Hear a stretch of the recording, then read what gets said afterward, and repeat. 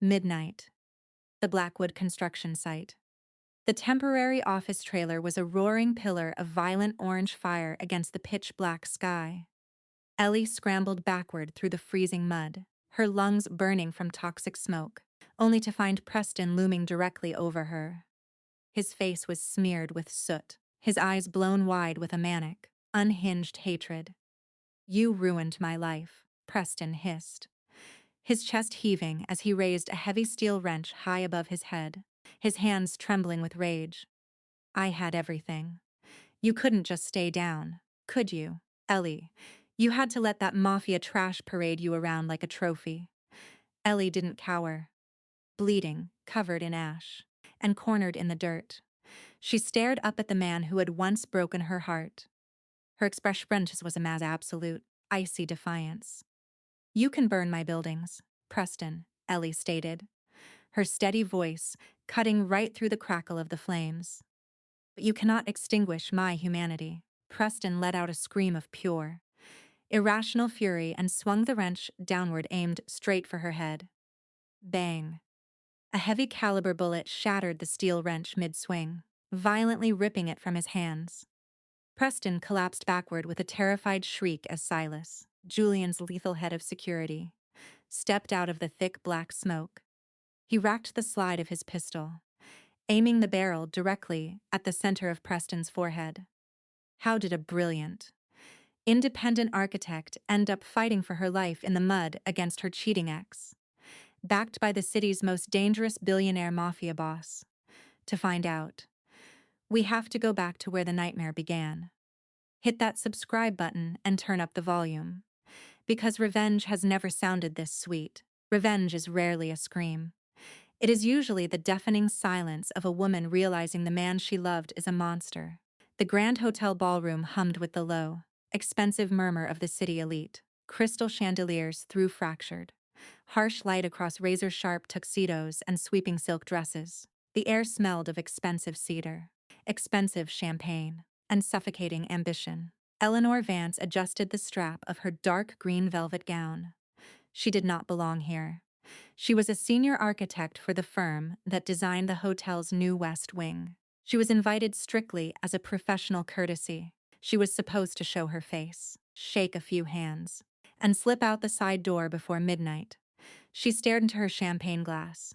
The bubbles rose in a frantic, pointless rush to the surface, only to pop into nothingness. She related to them a little too much tonight. "Ellie, God, it really is you." The voice hit her spine like a hammer. It was a voice she had spent 5 years waking up to. It was a voice she had trusted to plan a future. That future ended the afternoon she walked into their shared apartment and found Preston tangled in the bedsheets with a 23-year-old heiress. Ellie did not flinch. She took one more deliberate second to swallow her champagne. She let the cold liquid brace her throat before she turned.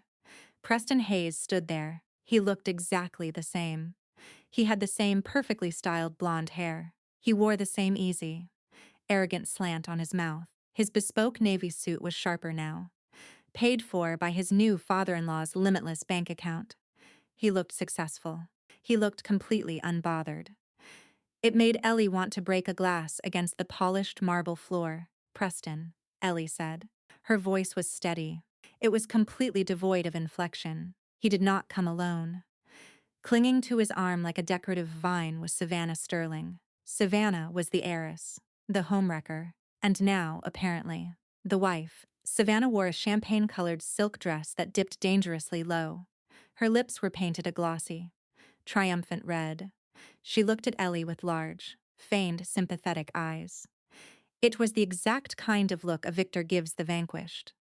"I didn't think this was your scene, Ellie," Preston said. He slid his free hand into his pocket. He leaned back on his heels, taking up space. It was a classic Preston move. Establish dominance. Make the other person feel small. "Didn't know you could afford a ticket to the gala. It is a work function," Ellie replied evenly. She kept her eyes locked on his. She refused to look at Savannah. She refused to look at the massive, gaudy diamond resting on the girl's left hand. "Right, the architecture gig." Preston chuckled. It was a low, patronizing sound. Still drawing up staircases for Arthur Pendleton. I told you years ago you should have moved into project management. There is no real money in the trenches. You were always so stagnant. Ellie's jaw tightened. She gripped the stem of her glass. She had spent the last year rebuilding her life from the studs. She moved into a cramped studio. She worked 80-hour weeks. She cried in the shower where the sound would not bother the neighbors. She had survived him, but looking at his smug face. All the progress she had made felt like a cheap veneer. I am doing fine. Preston, Ellie said. Savannah shifted closer to him. She pressed her chest against his arm. Babe, isn't this the ex you told me about? The one who didn't want to elevate. Savannah looked at Ellie, tilting her head. Preston and I just got back from Santorini. It was absolutely magical. My father let us use the private jet. You really should get out of the city more. It does wonders for your skin. Ellie stared at her. The sheer audacity of it was staggering. They had not just bumped into her. Preston had seen her across the room. He had navigated through a sea of billionaires and socialites just to bring his new wife over. He wanted to rub her face in the dirt. He needed to know he had won. He needed to see her bleed. My skin is fine. Savannah, Ellie said. Her tone dropped a fraction of a degree. And Santorini sounds lovely. I am glad Preston finally found someone to fund his vacations. Preston's smile slipped. Just for a second, the muscles in his jaw ticked. During their relationship, Ellie had paid the lion's share of the rent while Preston found his footing in finance. Careful, Ellie, Preston warned. His voice lost its breezy edge. Bitterness isn't a good look on you. I came over here to be civil. I wanted to show there are no hard feelings. There are no feelings at all. Preston, Ellie started to turn away. Enjoy the party. Wait, Preston stepped into her path. He blocked her exit. He was not done. His ego had not been sufficiently stroked. He needed her to look small before he could walk away satisfied. You know, I used to feel guilty about how things ended, Preston said. He raised his voice slightly. He was playing to the invisible gallery of high society. But looking at you now, standing in a corner by yourself, I realize it was inevitable. Savannah and I are building an empire. You are just surviving. Ellie's chest tightened. A heavy, familiar weight pressed down on her lungs. She wanted to scream. She wanted to slap him, but she was frozen in the headlights of his cruelty. She was trapped in a high society ballroom with nowhere to hide. She opened her mouth to reply. She tried to find some shred of dignity to hurl back at him. She never got the chance. She is not surviving. Preston. She is simply waiting for the trash to take itself out. The voice was a low, resonant baritone. It cut through the ambient noise of the ballroom like a serrated blade. Ellie flinched. Preston spun around. Savannah gasped, taking a sudden step back. The crowd surrounding them instinctively parted. The air in the room grew instantly dense, heavy with a sudden, suffocating pressure. Julian Blackwood stepped out of the periphery. He moved with the slow, predatory grace of a man who owned every shadow he walked through. He stood 6'3". He was broad-shouldered and draped in a pitch-black tuxedo that commanded absolute obedience. His face was all hard angles and shadows. High cheekbones, a sharp jawline, and eyes the color of a bruised winter sky. Everyone in the city knew who Julian Blackwood was. He owned the skyline. He owned the shipping yards. And according to the terrified whispers of the city elite, he owned the underground syndicate. He was a man of lethal precision. Julian did not look at Preston. He looked down at Ellie. His expression softened by an imperceptible fraction. It was a calculated adjustment that made Ellie's pulse kick against her ribs. I leave you alone for 3 minutes to get a drink, Julian murmured. His voice was a dark, smooth current. And you are accosted by mid-level paper pushers. Ellie froze. Her mind raced. He was playing a part. He was stepping between her and Preston's firing squad. She did not know why, but her survival instinct took over. She leaned slightly into his space. I was managing, Ellie said softly. Julian finally turned his head to look at Preston. The temperature in the room seemed to drop 10 degrees. Julian's eyes were entirely void of warmth. It was the look of a man who measured people by how easily they could be broken. Preston swallowed hard. His arrogant posture collapsed like a poorly built house of cards. Any man working in the city's financial sector knew exactly whose bad side meant professional or literal death. Mr. Blackwood. Preston stammered. The smooth, patronizing tone was completely gone. His voice actually squeaked. I didn't realize you were here tonight. Obviously, Julian said softly. He did not raise his voice. He did not have to. If you had, you would not be standing in my airspace, breathing on my partner. Preston paled. The color drained from his face so fast he looked sick. Savannah frowned, tugging at Preston's sleeve. Preston, who is this? She asked, her voice shrill. Preston did not answer her. He could not take his eyes off Julian. I apologize. Mr. Blackwood. Ellie and I have a history. We were just catching up. A history implies something in the past, Julian said. He took one slow step forward. Preston took a hurried step back. Yet here you are in the present, attempting to belittle a woman who is so vastly out of your league. It is genuinely embarrassing to witness. Julian shifted his weight. He slid his hand to the small of Ellie's back. His touch was firm, burning hot through the thin velvet of her dress. He did not grab her. He placed his hand there with profound respect, offering a solid wall of support. You walked over here to flaunt your cheap suit and your cheaper infidelity. Julian continued. His eyes drifted dismissively over Savannah. You wanted to make her feel small so you could feel big. But look at you now, Preston. Sweating, shaking, begging for relevance in front of the woman you tried to humiliate. You are a temporary speck of dust. Do you understand me? Preston nodded quickly. His chest heaved. Yes, I understand. Then get out of my sight. Preston turned and practically sprinted toward the exit. He dragged a bewildered Savannah behind him. They disappeared into the crowd. Ellie stood frozen. Her heart hammered against her ribs like a trapped bird.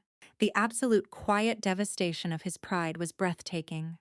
She turned her head to look at Julian. I didn't need you to do that, Ellie whispered. I know, Julian said evenly. You were doing fine on your own. But I despise men who use women as footstools for their own fragile egos. Julian looked down at her lips. The intensity in his gaze was a physical weight. He didn't ask for permission with words, but his eyes demanded it. Ellie's breath hitched. She didn't pull away. Julian's large hand slid from her back, wrapping gently around the nape of her neck. He brought his mouth down on hers. It was a breathtaking collision of dominance and heat. He kissed her like he owned the air she breathed, claiming her right there in the middle of a crowded ballroom. A fierce, sudden fire flared in Ellie's stomach, burning away the last remnants of Preston's ghost. She curled her fingers into his suit lapels and kissed him back. When Julian finally broke the kiss, he kept his forehead resting against hers. I don't want to pretend anymore, Julian whispered. The fake relationship act was over. The game had just changed. Ellie left the gala feeling a dangerous thrill she had never known. But when she arrived at her architectural firm the next morning, the thrill vanished. Sitting squarely in the center of her drafting table was a single cardboard box. Her security badge was deactivated. The real war had just begun. They didn't just break her heart. They brought a wrecking ball to her entire life. Ellie stared at the cardboard box on her desk. The office around her was silent. The morning light filtered through the large glass windows, casting long, cold shadows across the scattered blueprints of the grand hotel project, the project she had poured her soul into for 2 years. Arthur Pendleton, the senior partner of the firm, stood in the doorway. He was a balding man who sweat too much and avoided eye contact when he lied. Right now, he was staring at his expensive Italian loafers. I am sorry, Eleanor, Arthur said. His voice was thin and trembling. The decision came from the board. It is effective immediately. Effective immediately, Ellie repeated. Her voice echoed in the quiet room. I just finalized the structural integrity reports for the West Wing yesterday. You are firing your lead designer in the middle of Phase 3. There were complaints, Arthur muttered. He finally looked up. his eyes filled with a pathetic mixture of guilt and fear. Conduct issues. Questions about your recent behavioral stability. Ellie let out a harsh, humorless laugh. Behavioral stability. You mean Richard Sterling called you? You mean his son-in-law got humiliated at a charity gala? And Richard threatened to pull his commercial contracts from this firm unless you threw me out. Arthur flinched. He did not deny it. He didn't have the spine to deny it.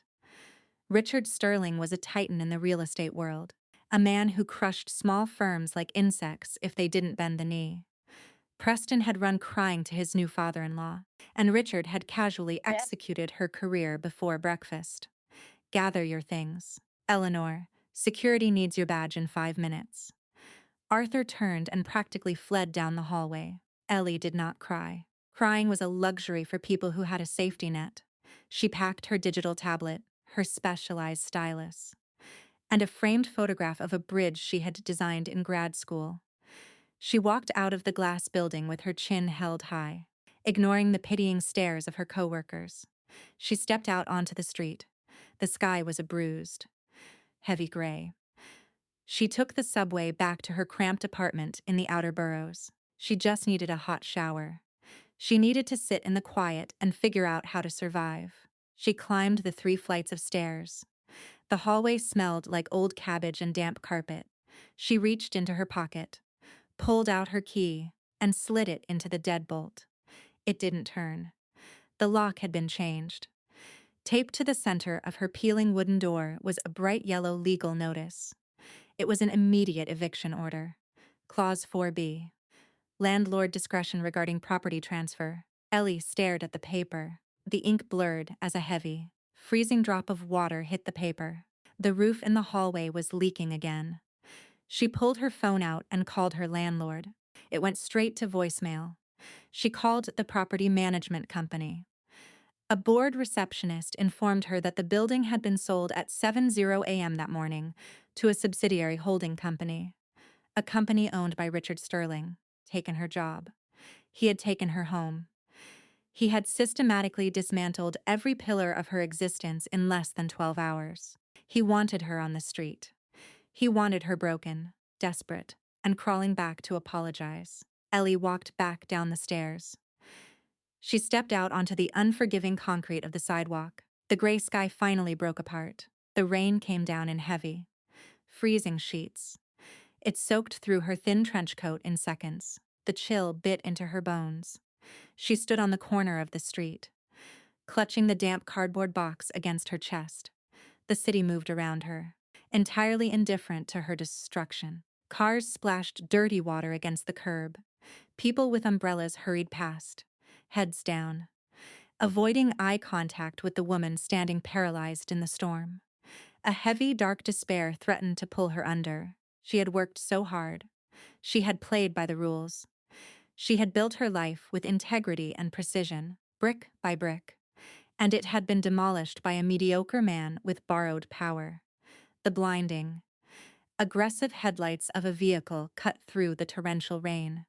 A massive, black SUV pulled up to the curb, its tires hissing against the wet asphalt. It stopped exactly 3 feet in front of her. The rear door opened. Silas stepped out first. He was a mountain of a man, wearing a dark suit that seemed to repel the water. He held a large black umbrella. He did not look at Ellie. He simply held the umbrella over the open door. Julian Blackwood stepped out. He did not wait for Silas to cover him. He stepped directly into the freezing downpour. The rain instantly plastered his crisp white shirt against the heavy muscle of his chest. His dark hair clung to his forehead. He looked like a god of war stepping onto a battlefield. He walked up to Ellie. He didn't ask if she was okay. It was an insulting question to ask a woman standing in the street holding her life in a box. They moved fast, Julian said. His voice rumbled beneath the sound of the rain. Richard Sterling owns my firm. He owns my building, Ellie said. Her voice shook, but not from fear. It shook from the freezing cold and the absolute, blinding rage building in her chest. Preston is trying to bury me. And are you going to let him? Julian asked. His eyes locked onto hers. They were intense, demanding. and entirely devoid of pity. "No," Ellie whispered, "but I don't have a firm. I don't have a license to draft without corporate backing. I have nothing." Julian reached out. His large hand wrapped around her freezing fingers. His skin was burning hot. He gently took the wet cardboard box from her grip and handed it to Silas without looking away from her. "Get in the car, Ellie." She didn't argue. She was freezing. She climbed into the back of the SUV. The interior smelled of rich leather and the faint, intoxicating scent of crushed pine. Julian slid in next to her. Silas closed the door, sealing out the storm. The sound of the rain became a distant, muffled drumbeat. Julian reached over and pulled a thick, cashmere blanket from the seat. He draped it over her shoulders. He didn't hover. He didn't treat her like a fragile victim. He reached into the console and pulled out a sleek leather portfolio. He dropped it onto her lap. "What is this?" Ellie asked, her fingers brushing the embossed leather. "I don't offer charity," Julian said smoothly. He leaned back against the leather seat, watching her in the dim light of the cabin. "Charity is an insult to your intellect. I don't rescue women in distress. I hire the best architects in the city." Ellie opened the portfolio. Inside was a heavy stock legal contract. She skimmed the bolded sections. It was an employment agreement. The title listed was Lead Architectural Director for Blackwood Enterprises. The salary attached to the position was staggering. It was more money than Arthur Pendleton made in 5 years. But the money wasn't what caught her breath. It was the clause outlining absolute creative control. "I am offering you a shovel to dig yourself out," Julian said. His voice dropped to a lethal murmur. "Your rights as a creator belong to you, not the men who fear you. Richard Sterling thinks he can dictate who is allowed to build in this city. I disagree." Ellie flipped to the second page. Behind the contract was a set of site blueprints. It was a schematic for a massive, state-of-the-art commercial skyscraper. She looked at the address. She looked at the zoning map. Her heart stopped. The proposed Blackwood Tower was situated on the exact plot of land adjacent to Richard Sterling's new corporate headquarters. But Julian's tower was designed to be 30 stories taller. It was positioned perfectly to block the sunlight from Sterling's executive suites. It wasn't just a building. It was a massive, concrete middle finger to the Sterling Empire. "You want me to build the weapon that destroys them," Ellie whispered. She looked up from the blueprints. The coldness in her bones was gone. It was replaced by a dangerous, thrilling heat. "I want you to build a masterpiece," Julian corrected softly. He leaned closer. The predatory grace of his movements made the air in the car feel thin. "I will handle the warfare in the shadows. You will build the monument that proves they couldn't break you. You will cast a shadow over their entire legacy." Ellie looked at the contract. She looked at the man offering her an empire. He wasn't demanding her submission. He was handing her a crown. She reached into her pocket, pulled out her stylus, and clicked it open. She didn't hesitate. She signed her name on the dotted line. "When do we start?" Ellie asked. A slow, terrifyingly beautiful smile spread across Julian's face. "Right now. We have a skyline to conquer. You cannot build a skyscraper on a foundation of lies. The truth always reveals itself in the structural integrity. It shows in the hairline fractures. It echoes in the groaning steel." Eleanor Vance knew this better than anyone. She was an architect. She dealt in absolute truths. Gravity never compromised. And neither did she. The Blackwood Enterprises construction site was a massive, gaping crater in the heart of the financial district. It was a chaotic grid of deep mud, roaring excavators, and the sharp, metallic tang of welding torches. The site was flanked on the east by Richard Sterling's newly erected corporate headquarters. Sterling's building was a sleek, arrogant obelisk of mirrored glass. It looked down on the Blackwood plot like a king sneering at a beggar. Ellie stood at the edge of the excavation zone. She wore heavy steel-toed boots, dark denim, and a high-visibility jacket over a thick sweater. Her hard hat was stark white. It bore the title of Lead Architectural Director. She was no longer a desk architect. She was in the trenches. And the trenches did not want her there. The site was run by a veteran foreman named Briggs. Briggs was a massive, thick-necked man who had been pouring concrete in the city for 30 years. He did not like taking orders from a woman. He especially did not like taking orders from a woman who had been blacklisted by the Sterling Empire just a week prior. "We are behind schedule, Ms. Vance," Briggs said. He spat a wad of chewing tobacco into the mud near her boots. He did not look at her when he spoke. He looked past her, toward the temporary site office where Silas stood observing. "The rebar grids for the central elevator shaft are laid. We need to pour the concrete today. If we wait for your secondary inspections, we lose the window. The weather is turning." Ellie looked down into the massive, reinforced trench. The steel rebar was woven into a complex, dense grid.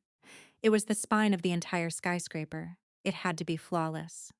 She pulled a laser measuring tool from her belt. She climbed down the muddy embankment, ignoring the slippery decline. She did not ask for help. She stepped directly onto the steel grid. "Stop the cement trucks," Ellie said. Her voice was calm but carried easily over the roar of the diesel engines. Briggs scowled. He marched to the edge of the trench. "The trucks are already rolling down the avenue. You want me to eat a $50,000 delay because you want to double-check the math. We pulls at the schematics. You followed the old schematics," Ellie corrected. She knelt down. She aimed the laser at the cross-sections of the steel bars. She checked the digital readout. "This is grade 40 steel. The revised structural requirements I issued yesterday explicitly mandated grade 60 for the central core. This steel does not have the tensile strength to support the upper 30 floors." Briggs flushed a deep, angry red. "Grade 60 is back-ordered. It takes 3 weeks to source. We made an executive call. Once the concrete is poured, no one will know the difference. The load distribution will hold. I have built 50 towers in this city. You do not know how the real world works, little girl." The site suddenly went dead quiet. The excavators cut their engines. The welders stopped their torches. Deconstruction workers turned to watch the confrontation. They were waiting to see her break. They were waiting for her to run to the boss. Ellie did not look toward the site office. She did not look for Julian. Julian was standing on the elevated walkway above the site. He wore a dark, tailored suit that defied the dirt and the grit. He was watching her intently. His eyes were dark and unreadable. He had explicitly told her he would not fight her battles. He would give her the authority, but she had to claim the respect. Ellie climbed slowly out of the trench. She walked right up to Briggs.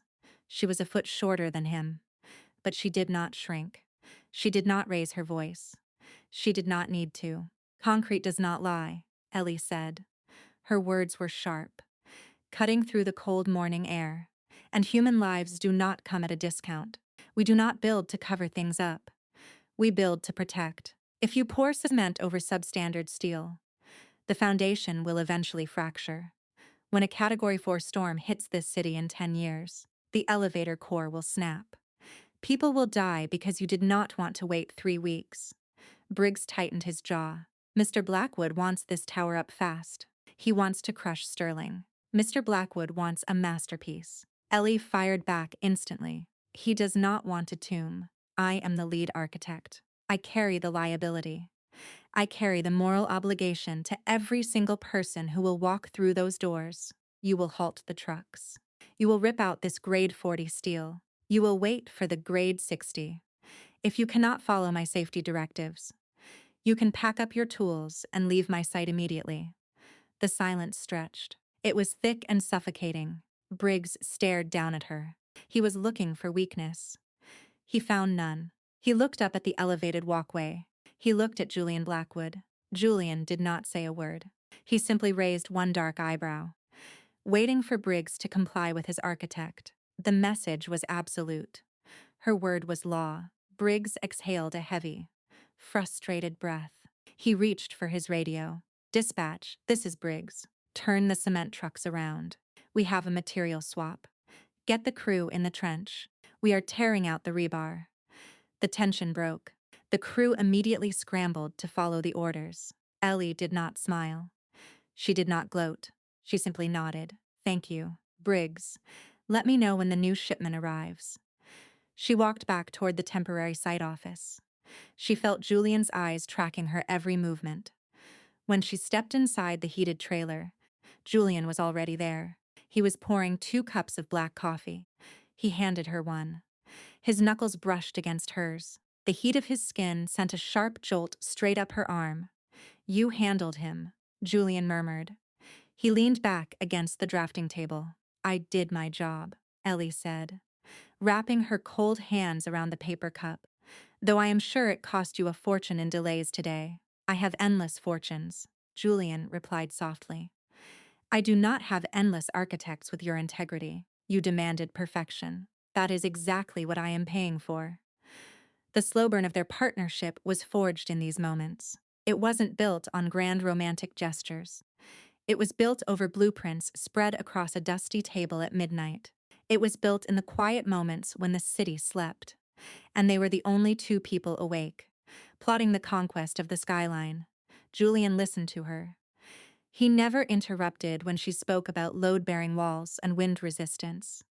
He watched her mouth when she talked. He watched the fierce, undeniable light of her ambition. He treated her mind like it was the most captivating weapon he had ever seen. And across the city, that weapon was causing absolute panic. Preston Hayes paced the length of Richard Sterling's massive, opulent office. The walls were lined with expensive mahogany. The windows offered a panoramic view of the financial district, a view that would soon be permanently blocked by the Blackwood Tower.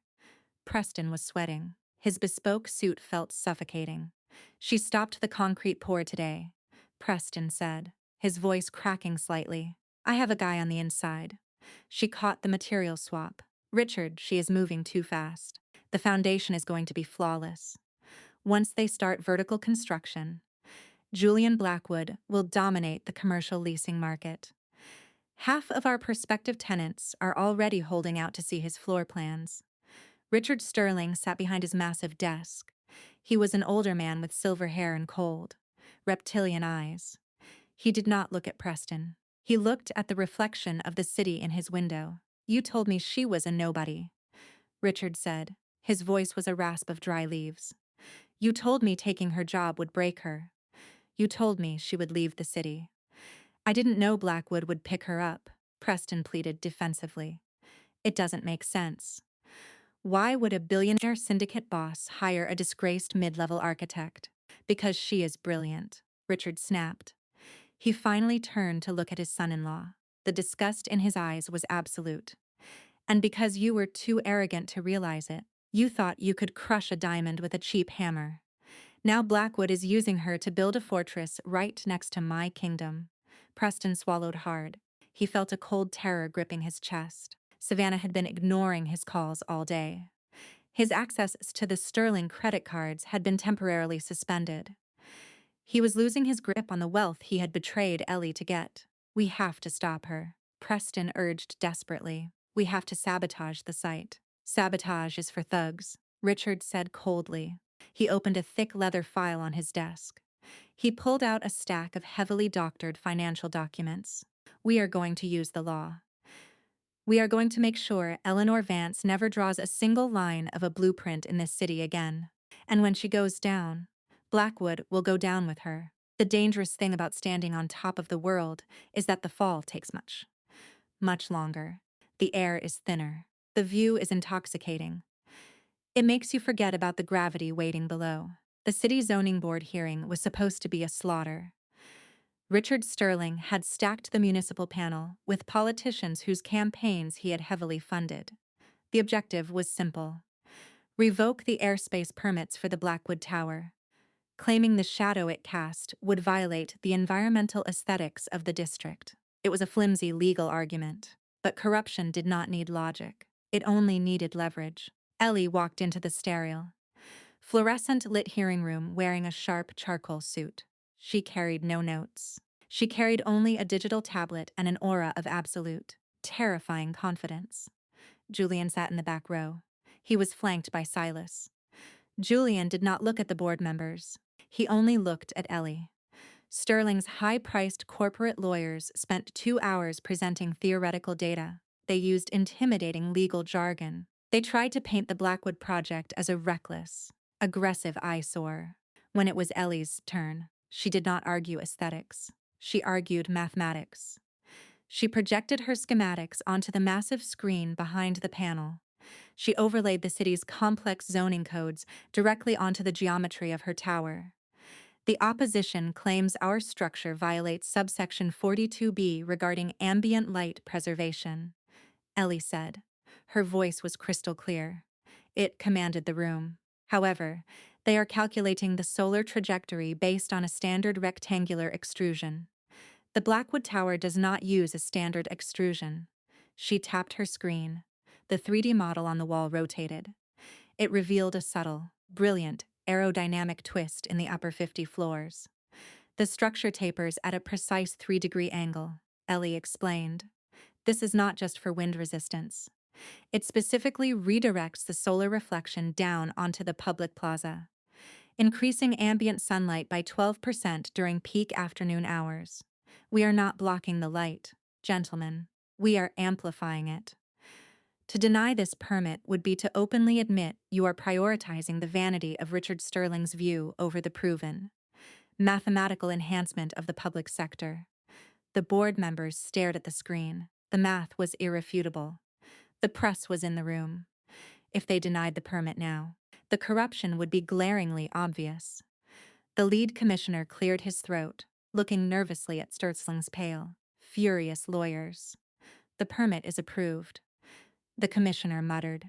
Motion carries. Ellie did not celebrate in the room. She calmly packed her tablet. She walked out of the double doors. The adrenaline was a rushing river in her veins. She had faced down the titans of the city, and she had won. That night, the celebration moved to Julian's penthouse. The transition from the sterile, aggressive battlefield of the hearing room to the quiet intimacy of the penthouse was staggering. The walls were made of glass, overlooking the glittering expanse of the city they were slowly conquering. The lighting was low and amber, casting warm shadows over the dark wood and slate floors. Ellie stood by the massive window. She had kicked off her heels. She held a glass of expensive bourbon. The ice clinked softly against the crystal. The adrenaline was finally fading, leaving behind a profound, terrifying vulnerability. Julian stepped up behind her. He did not touch her immediately. He rarely did. He always left a few inches of space. An invisible boundary that proved she was safe with him. You destroyed them today, Julian murmured. His voice was a dark, rich velvet in the quiet room. Sterling's lawyers looked like they were going to be sick. They underestimated the math, Ellie said softly. She turned to face him. Julian was not wearing a jacket. His sleeves were rolled up, exposing the heavy, intricate ink of his tattoos. He looked entirely lethal, yet entirely at peace. He looked down at her. The predatory intensity that usually defined his gaze was gone. It was replaced by something raw, deep, and overwhelmingly reverent. They underestimated you, Julian corrected. Everyone always has. Except me. He reached out. His large hand moved with terrifying slowness. He gently rested his fingertips against her jaw. The touch was so light it barely disturbed her skin. It was a silent question. A request for permission from a man who usually took whatever he wanted. Ellie's breath caught in her throat. She looked up into his eyes. She saw the violent world he commanded. She saw the darkness he kept at bay. But right here, right now, she saw absolute safety. She leaned her face into his palm. It was the only answer he needed. Julian exhaled a shuddering breath. He stepped into her space. He did not crash into her like he had at the gala. This was not a performance to destroy another man's ego. This was a surrender. He tilted her chin up. He brought his mouth down on hers. The kiss was incredibly slow. It was deep, respectful, and devastatingly thorough. He kissed her like she was the only solid thing in a world made of shifting shadows. Ellie tangled her fingers into his dark hair. She pulled him closer. The bourbon glass slipped from her hand, landing silently on the thick rug. She didn't care. She was entirely consumed by the heat of his mouth, the solid iron of his chest, and the overwhelming realization that she was falling in love with the most dangerous man in the city. The emotional walls collapsed. They spent the night wrapped in the Egyptian cotton sheets of his bed, the city lights flickering below them. It was a sanctuary. It was a false dawn. The next morning, the sky was a brilliant, deceptive blue. Ellie woke up feeling invincible. Julian was already awake, sitting in a leather chair by the window, reading a financial report. He looked over at her. His smile was rare, and it was entirely hers. "I have a concrete pour to supervise," Ellie said, stretching her aching muscles. She felt lighter than she had in years. "Briggs is probably already complaining about the cold. Take the armored car," Julian said softly. "Silas will drive you." "I have a syndicate meeting I cannot reschedule, but I will be at the site by noon." Ellie dressed quickly. She kissed him before walking to the elevator. She felt untouchable. She had the blueprints. She had the permits. She had him. She arrived at the construction site at 8 in the morning. The air was crisp. The excavators were roaring. Briggs gave her a respectful nod as she walked past the gates. The foundation was finally taking shape. She walked into the temporary site office. Sitting in the center of her drafting table was a thick, manila envelope. It was marked certified legal delivery. Ellie frowned. She picked up the envelope. Her name was printed on the front. She sliced it open with her stylus. She pulled out the heavy stock paper. The letterhead belonged to the State Architectural Licensing Board. Her eyes scanned the bold text. "Immediate suspension of architectural license, pending federal investigation." Overwhelming evidence of financial embezzlement dating back to tenure at Pendleton and Associates. Ellie stopped breathing. The paper trembled in her hands. Attached to the notice were copies of ledgers. They were offshore bank accounts registered in her name. They showed hundreds of thousands of dollars being funneled out of Arthur Pendleton's firm and into ghost accounts. It was a brilliant, flawless forgery. Richard Sterling had not just attacked her project. He had engineered a paper trail to put her in federal prison. Without a license. She could not legally direct the construction site. She could not sign the inspection forms. The Blackwood Tower was legally paralyzed. Before the panic could fully set in, the sound of heavy boots echoed on the wooden steps of the trailer. The door was thrown open. 3 men stepped into the cramped office. They were not construction workers. They wore cheap suits and dark windbreakers. The letters FBI were printed in stark yellow across their backs. The lead detective did not introduce himself. He did not ask for her name. He stepped forward. He reached to his belt and pulled out a pair of heavy steel handcuffs. They clinked together with a sharp, terrifying finality. "Eleanor Vance," the detective said. His voice was completely devoid of emotion. "You are under arrest for federal wire fraud and corporate embezzlement. Put your hands behind your back." Through the window of the trailer, Ellie saw Silas running toward them. Drawing his weapon, she saw the construction site grinding to a halt. The invincible morning shattered into a million pieces. The fall had finally begun. When the law is written by the corrupt, justice must be engineered in the dark. The interrogation room smelled of stale coffee, ozone, and institutional despair. It was designed to make a person feel small. The walls were painted a sickening shade of pale green. The fluorescent lights hummed with a headache-inducing vibration, and the steel table was bolted directly to the concrete floor. Eleanor Vance sat perfectly still. She did not cry. She did not shake. The cold steel of the handcuffs bit into her wrists, a brutal physical reminder of Richard Sterling's absolute reach. The FBI detectives had spent the last 3 hours throwing doctored financial ledgers in her face. They screamed. They threatened. They played good cop and bad cop with exhausting predictability. Ellie said absolutely nothing. She was an architect. She understood how to weather pressure. She knew that if she did not crack, the foundation would hold. The heavy metal door of the interrogation room did not just open. It was thrown wide. The lead detective jumped, reaching instinctively for his belt. He froze. Julian Blackwood walked into the room. He did not look like a businessman today. He looked like the apex predator of the city's underground. He wore a midnight black overcoat, his jaw set in a line of terrifying, glacial fury. Behind him stood a small army of the most expensive, ruthless defense attorneys on the eastern seaboard. Silas stood at the doorway, filling the entire frame, his arms crossed over his chest. "Unlock her," Julian then said. His voice was a quiet, lethal rumble that instantly stripped the detectives of all their authority. "Mr. Blackwood, this is an active federal," the lead detective started. "Unlock her right now, or my legal team will file a civil rights lawsuit so utterly devastating you will spend the rest of your miserable career directing traffic in a school zone." Julian interrupted. He did not raise his voice. He did not blink. "The bail has been posted. The judge has signed the release. You have nothing but a fabricated paper trail provided by a known hostile corporate entity. Step away from my partner." The detective swallowed hard. He fumbled with his keys. The cuffs clicked open.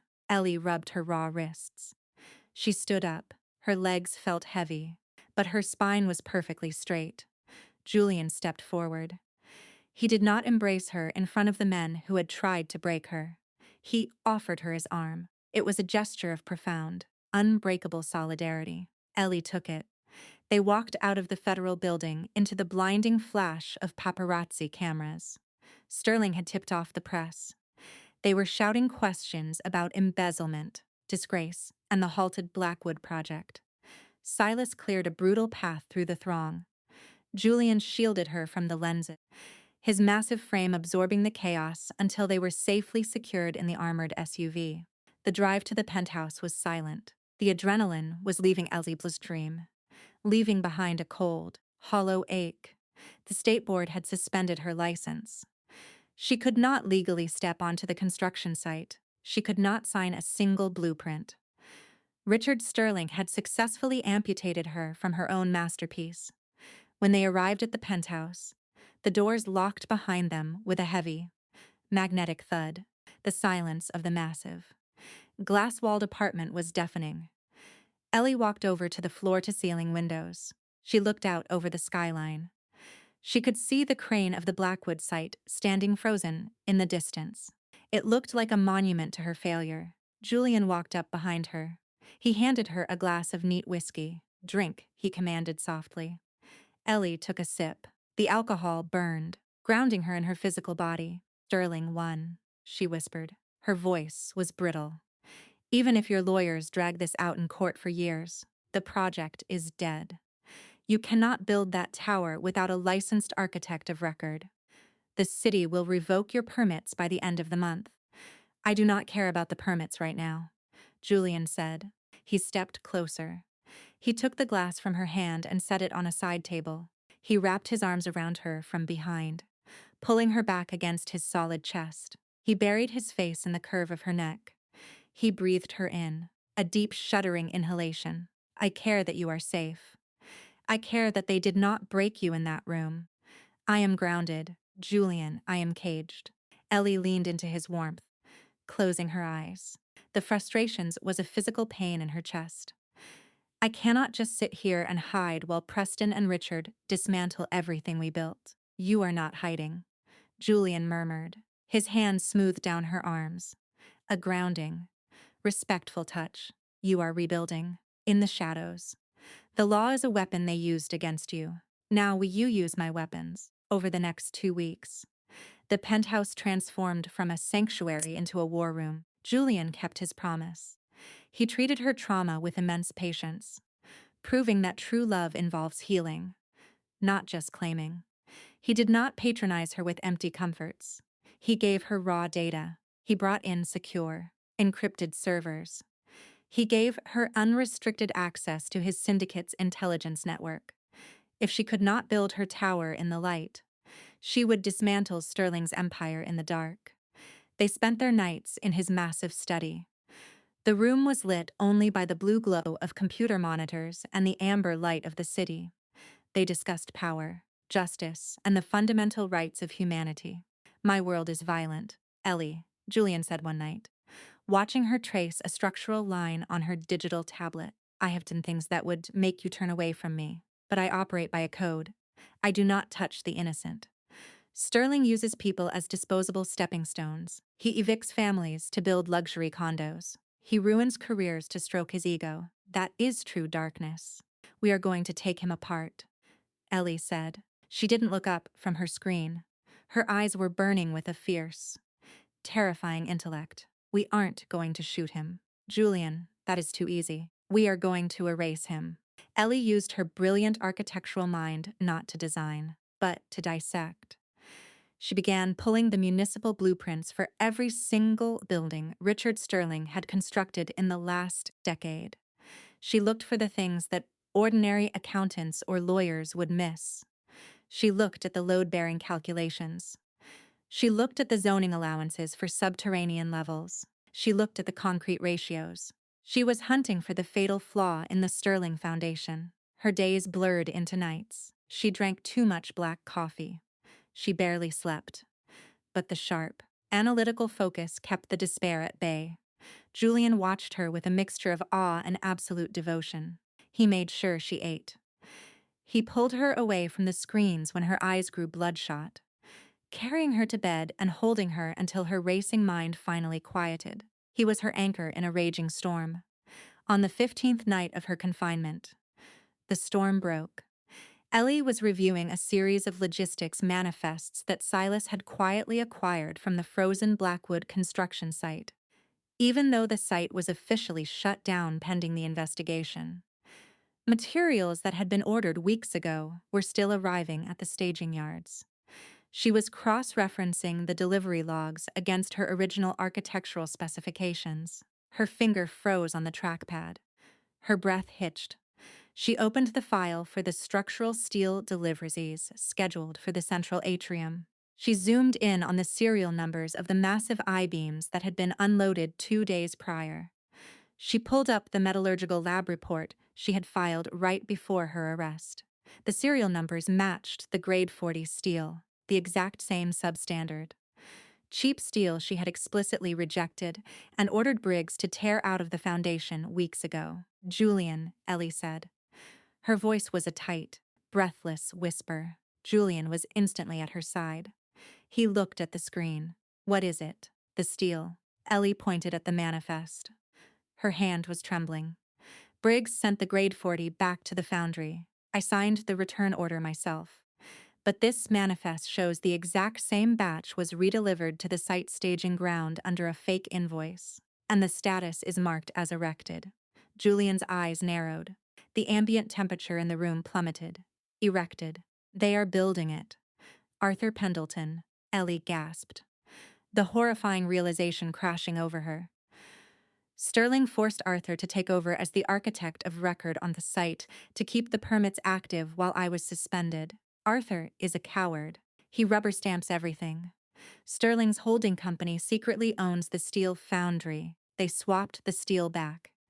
They are building the central atrium scaffolding with compromised metal to save money, assuming I wouldn't be there to catch it. If they pour the concrete over that framework, Julian started, his voice dark. The entire upper tier will eventually collapse, Ellie finished, staring at the screen in absolute horror. It won't hold the weight of the cranes. It will fail during construction. She looked at the timestamp on the daily site log. It was 4:00 a.m. Julian, the heavy cranes are scheduled to be mounted on the central atrium columns at 6 this morning, Ellie said. Panic seized her throat. The morning crew is already arriving. If they mount those cranes on that steel, the shear stress will snap the bolts. The scaffolding will come down on top of the crew. Julian was already moving. He grabbed his coat. He threw her a heavy jacket. We are going. I am legally barred from the site, Ellie said, even as she shoved her arms into the sleeves. If I am seen there, the FBI will revoke my bail. They will send me straight to federal prison. Julian stopped at the door. He turned to look at her. His eyes were burning with a fierce, unyielding light. Are you an architect, Eleanor, or are you a prisoner? Ellie looked at him. She thought of Briggs. She thought of the 50 men and women who were about to walk onto a death trap because of a billionaire's greed. She zipped up her jacket. I am the lead architect of the Blackwood Tower, Ellie said. Let's go. Gravity is unforgiving. It does not care about your bank account, your political connections, or your fragile ego. Gravity only respects the math. But human malice is far worse than gravity. Malice actively plots the fall. The Blackwood construction site was a massive, floodlit arena against the pre-dawn darkness. The air was freezing, biting at exposed skin. The heavy diesel engines of the massive tower cranes roared to life, sending plumes of thick white exhaust into the black sky. The site was swarming with the early morning shift. Men and women in high-visibility orange vests and hard hats moved like ants around the colossal, multi-story steel scaffolding of the central atrium. Ellie leaped out of the armored SUV before Silas even fully stopped the vehicle at the main gates. She ignored the security guards. She ignored the heavy yellow chains marking the site as restricted. She ducked under the barricade and sprinted into the freezing mud. Julian and Silas were right behind her, their dark coats snapping in the harsh wind. "Briggs," Ellie screamed. Her voice was nearly drowned out by the mechanical roar of the site. She ran toward the base of the massive steel structure. "Briggs, stop the cranes." High above her, on the fourth tier of the exposed steel framework, the massive yellow arm of a tower crane was slowly rotating. It was carrying a massive load of precast concrete decking. It was swinging the immense weight directly over the center of the atrium's scaffolding. The scaffolding built with the grade 40 steel. Briggs was standing near the base of the structure, holding a radio to his mouth. He turned when he heard her voice. His eyes widened in shock. "Vance, what the hell are you doing here? You're going to get arrested." "Stop the lift." Ellie grabbed his arm, her fingers digging into his thick jacket. She pointed frantically up at the swinging crane. "The steel is wrong, Briggs." They swapped the steel. "It can't hold the sheer weight of the decking. You have to evacuate the scaffolding right now." Briggs looked at her, then looked up at the massive steel grid. He had 30 men strapped into harnesses up there, guiding the concrete slab into place. He looked back at Ellie. He saw the absolute, terrifying certainty in her eyes. He didn't ask questions. He didn't ask for permits. He recognized the truth. Briggs brought the radio to his mouth, his thumb slamming down on the emergency broadcast button. "All hands, all hands. Abort the drop. Clear the atrium grid. Get the hell off the steel right now." His voice echoed over the massive loudspeakers stationed around the site. The workers on the scaffolding froze for a fraction of a second, then immediately began scrambling toward the reinforced concrete stairwells on the perimeter. The crane operator abruptly stopped the rotation. But it was too late. The momentum of the massive concrete slab caused it to swing slightly on its thick steel cables. The immense, shifting weight transferred directly down the crane's mast and into the grade 40 steel bolts, anchoring the structure to the atrium scaffolding. High above, a sound echoed through the cold morning air. It was a sharp, explosive crack. It sounded like a cannon firing. Ellie's blood ran entirely cold. It was the sound of a primary structural bolt shearing completely in half. "Run," Julian bellowed. He lunged forward, grabbing Ellie by the waist and physically throwing her backward toward the safety of a heavy concrete retaining wall. Silas grabbed Briggs, dragging the massive foreman backward into the mud. A second crack echoed, then a third. The massive steel scaffolding groaned. It was a horrifying, unnatural sound, like a dying metal beast. The substandard steel, unable to handle the immense stress of the crane and the swinging concrete, began to buckle. It didn't happen all at once. It happened in a terrifying, slow-motion cascade of physics. The vertical I-beams warped, bending outward like cheap plastic. The cross braces snapped, raining deadly steel shrapnel down into the mud below. And then, the entire center of the atrium collapsed. Thousands of tons of steel, scaffolding, and the massive concrete slab plummeted downward. The impact shook the earth with the force of a localized earthquake. The noise was deafening. A catastrophic roar of tearing metal and shattering concrete. A massive, suffocating cloud of gray dust and pulverized debris exploded outward, engulfing the entire lower level of the site. It blotted out the floodlights. It blotted out the sky. Ellie hit the ground hard behind the retaining wall. Julian covering her body completely with his own to shield her from the flying debris.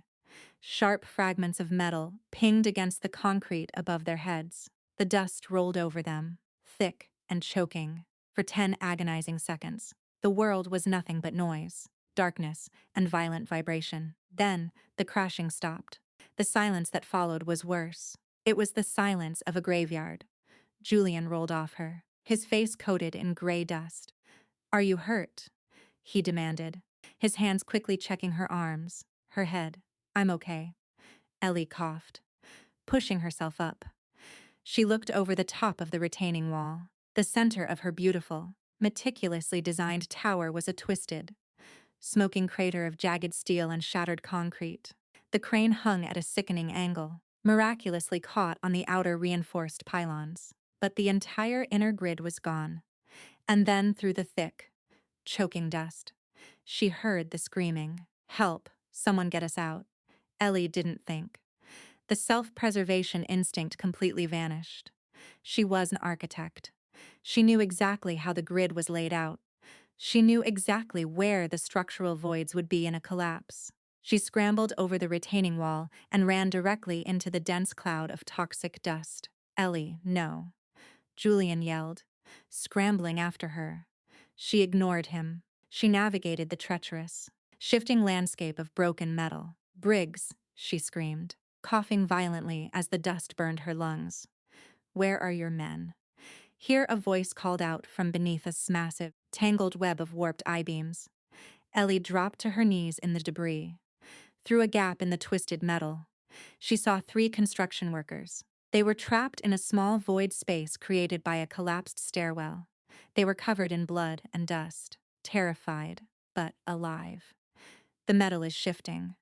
One of the workers panicked, looking up at the thousands of pounds of precarious steel hanging above them. "It's going to come down." "No, it isn't," Ellie commanded. Her voice was absolute iron. She looked at the angles of the collapsed beams. Her brilliant mind instantly calculated the load distribution of the wreckage.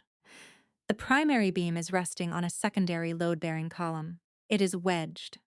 It will hold. Do not touch the cross brace to your left. Move slowly to your right. Crawl through the gap. Julian and Silas arrived beside her. They didn't argue. They used their massive strength to stabilize a loose piece of decking, creating a wider path. Ellie reached her hands into the jagged hole, grabbing the first worker by the vest and hauling him out. She dragged the second out. Briggs arrived, bleeding from a gash on his forehead, and helped pull the third man to safety just as the pile settled with a terrifying groan.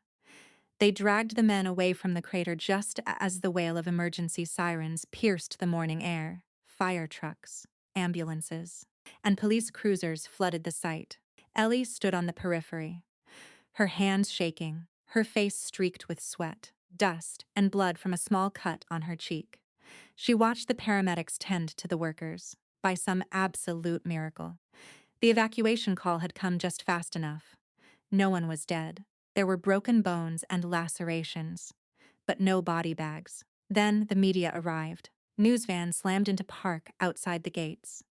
Reporters with cameras swarmed the perimeter. Ellie stood frozen. She watched the narrative unfold in real time. She watched Richard Sterling's political machine go to work. A reporter with a microphone was standing in front of a camera, pointing directly at the wreckage. Tragedy strikes the controversial Blackwood development this morning as a massive structural collapse has halted construction. Sources inside the city inspector's office are already pointing fingers at the disgraced lead architect, Eleanor Vance, whose license was recently suspended due to severe financial and professional misconduct. The question the city is asking today is, did Vance's negligence and corner-cutting almost cost 50 men their lives? Ellie felt her knees buckle. The breath was knocked completely out of her. It was a flawless execution. Preston and Sterling hadn't just sabotaged the building. They had engineered a catastrophic failure on a massive, public scale. And they had perfectly framed her for the destruction. They used her own masterpiece to bury her. She looked up at the twisted wreckage. She had failed. She had let her ambition blind her. She had dragged Julian into a war with a monster. And it had cost him his flagship tower. His reputation would be ruined. His empire would take a massive financial hit. She felt a crushing, absolute despair wrap around her throat. Julian was suddenly standing in front of her, blocking her view of the cameras. He did not look angry. He looked terrifyingly calm. "I ruined it," Ellie whispered, tears finally cutting tracks through the gray dust on her cheeks. "Julian, I am so sorry. They won. They broke it." Julian reached out. He wiped a tear from her face with a gentle, calloused thumb. "Look at me, Eleanor." She looked up into his bruised sky eyes. "They did not break you," Julian said, his voice a low, vibrating hum of absolute certainty. "You ran into a collapsing building to save those men. You are the strongest person I have ever met. A building can be rebuilt, steel can be repurchased. But what I just found in the rubble cannot be erased." Ellie frowned, her confusion piercing through the despair. "What did you find?" Julian reached into his heavy coat pocket. He pulled out his hand and opened his palm. Resting on his leather glove was a massive, industrial steel bolt. It was the bolt that had sheared, triggering the collapse. But it hadn't just broken under stress. Ellie stared at the thick metal. Right at the shear point, deep in the center of the steel, was a perfectly circular, polished hole. It was a drill mark. Someone had intentionally drilled through the core of the primary anchor bolts before they were installed, fatally compromising their tensile strength. It wasn't negligence. It wasn't an accident. It was attempted mass murder. Truth is a heavy shield. It can protect your reputation, and it can clear your name, but a shield cannot stop a bullet, and it certainly cannot stop a man who has nothing left to lose. The sheared steel bolt sat on the center of the dark mahogany desk in Julian's study. It was a jagged, ugly piece of metal, coated in the gray dust of the collapsed atrium. But it was not just debris. It was the key to Ellie's salvation. She stared at the perfectly bored hole through its core. She did not cry anymore. The despair had burned away, leaving behind a cold, clinical, and absolutely terrifying focus. Julian's legal team wanted to take the bolt. They wanted to file injunctions and navigate the slow, treacherous waters of the federal court system. Ellie refused. She was an architect. She did not trust lawyers to build her foundation. She only trusted the science. "I am not waiting for a corrupt federal judge to review this," Ellie stated. She stood over the desk, her arms crossed. "Sterling has the local inspector's office in his pocket. If we hand this over to the city, the bolt will mysteriously disappear from the evidence locker before the week is over." Julian stood by the window, watching her. He wore a dark, tailored shirt, the sleeves rolled up. He saw the iron in her spine. He did not try to coddle her or take control. "What is your play?" "Eleanor, I am taking it out of state," Ellie said. She pulled out her secured digital tablet. "There is an independent metallurgical testing facility in Boston. They specialize in aerospace failure analysis. They are completely outside of Sterling's sphere of influence. I am hiring them with my own money. I want a chemical breakdown of the grade 40 steel. And I want a microscopic stress analysis of the drill marks on this anchor bolt." Julian nodded slowly. He respected her autonomy above all else. "Silas will fly the courier himself. It leaves within the hour." The next 48 hours were agonizing. The media continued to drag Ellie's name through the mud. News anchors debated her alleged embezzlement. Richard Sterling's PR machine painted the Blackwood Tower as a hazard to public safety. Julian absorbed the massive financial bleed of the halted project without a single complaint.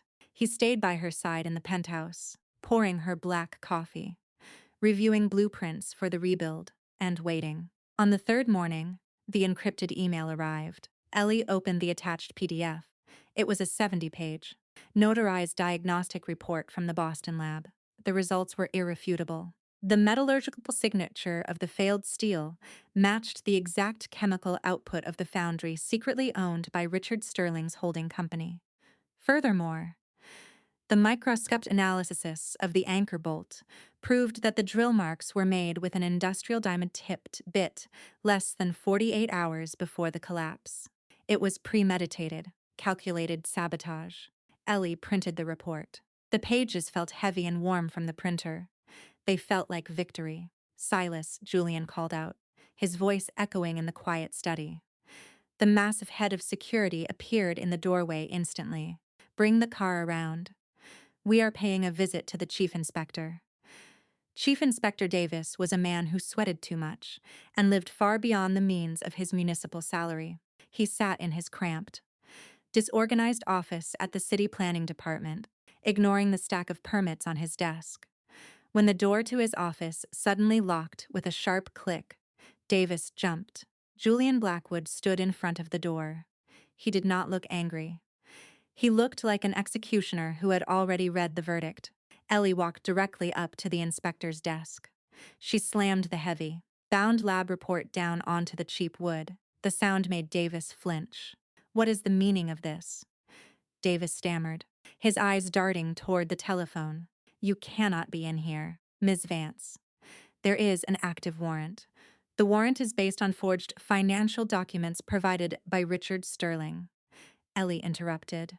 Her voice was cold, sharp, and completely devoid of fear. "But this document is real.